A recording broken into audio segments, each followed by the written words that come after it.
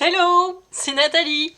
J'aime les tartines au beurre accompagnées d'un bon thé bio, c'est fabuleux. Aujourd'hui, je vais prendre une question que l'on m'a posée, à savoir, qu'est-ce que c'est être une femme aujourd'hui? Drôle de question. Ok, je prends le défi et je te réponds. Dans ma vie, je suis coach mental. J'accompagne les femmes qui sont en souffrance au travail et leur permets de retrouver leurs ressources pour pouvoir avoir une vie professionnelle épanouie rapidement et avec des outils très simples. Cette question, c'est quoi être une femme aujourd'hui? Elle pourrait partir dans tous les sens. Alors, j'ai décidé de rester plutôt soft et d'aborder le sujet de façon très générale, très globale et surtout vu de ma fenêtre. Donc, si tu as envie que je creuse le sujet d'une autre manière ou que c'était pas du tout ce que tu avais en tête en termes d'idées, n'hésite pas à me le dire en commentaire et je verrai si je réponds d'une autre manière ou pas. Voilà, ça peut être sympa de parler du statut de la femme. Pourquoi pas, pour une fois, on se prône un petit peu. Pour moi, alors, exclusivement moi. Être une femme aujourd'hui, c'est avant tout être quelqu'un, une personne à part entière. J'ai pas du tout envie en fait d'être dans le catalogue, j'ouvre les guillemets, portant un appareil de reproduction féminin. Fermez les guillemets. Et de me cantonner en fait à cette étiquette là en fait. C'est mon individu que je laisse de côté. Je suis pas qu'une femme. Tout ce qu'il y a derrière, j'ai envie de l'exploiter, j'ai envie de l'afficher exactement de la même façon. Euh, donc si je me dis je suis une femme, non, ça me suffit pas. C'est pour moi, je suis noyée dans la masse, je suis un bon mouton comme les autres. Et non, pour moi, c'est no way. C'est pas possible. En fait, quand j'imagine le concept de façon un peu plus large, à savoir un homme ou une femme, eh bien moi je peux pas m'empêcher à penser à un fil. C'est un joli fil, un fil tendu. À un extrême, tu as l'homme, et à un autre extrême, tu as la femme.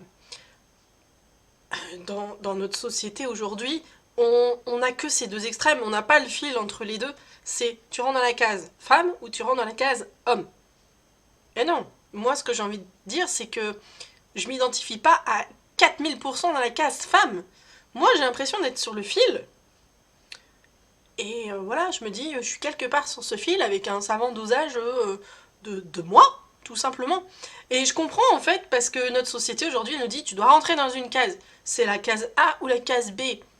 Entre les deux, il n'y a pas de solution. Non, je suis pas d'accord avec ça. C'est juste la société qui nous maltraite pour absolument rentrer dans une case. Pourquoi on serait dans la case femme et pourquoi on n'aurait pas le droit de jouer aux voitures quand on est petit? Pourquoi encore on a certains parents ou grands-parents, ah, tu donnes une poupée à ton petit garçon?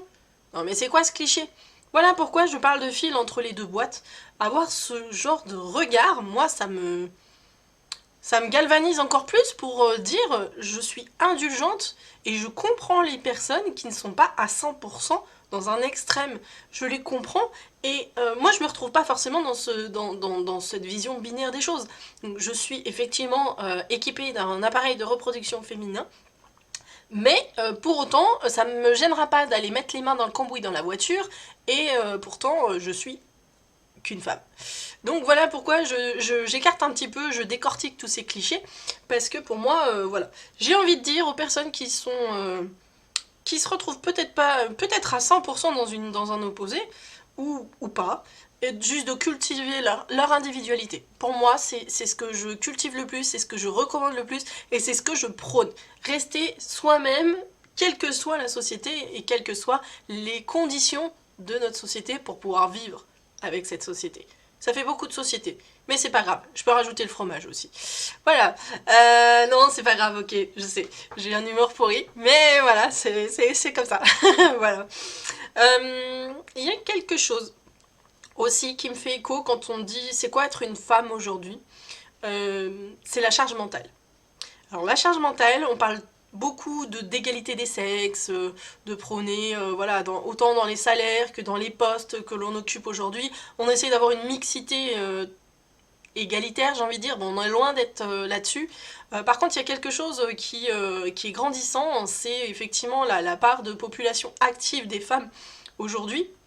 Seulement, on oublie un détail important, c'est la charge mentale, c'est-à-dire d'être par exemple dans son boulot et de penser à mince, à 17h je récupère le petit, ensuite j'ai les courses à faire, il faut pas que j'oublie de prendre des biscuits parce qu'il y a telle chose et telle chose qui sont... C'est ça la charge mentale. On est à un endroit et en fait on pense à une autre activité et on fait un double, triple, quadruple planning. Voilà, c'est une charge qui est en plus et on va dire qu'à 95%, c'est les femmes qui prennent en charge cette charge mentale. Moi ça me fait penser à ça en fait, d'être aussi une femme. On n'a pas du tout d'équilibre là-dessus avec les hommes. Et j'aimerais t'inviter à lire une BD que je trouve magnifique et qui exprime bien ce problème de charge mentale. Alors si ton copain, ton mari est dans les parages, franchement tire-lui la manche, viens lui montrer la petite BD.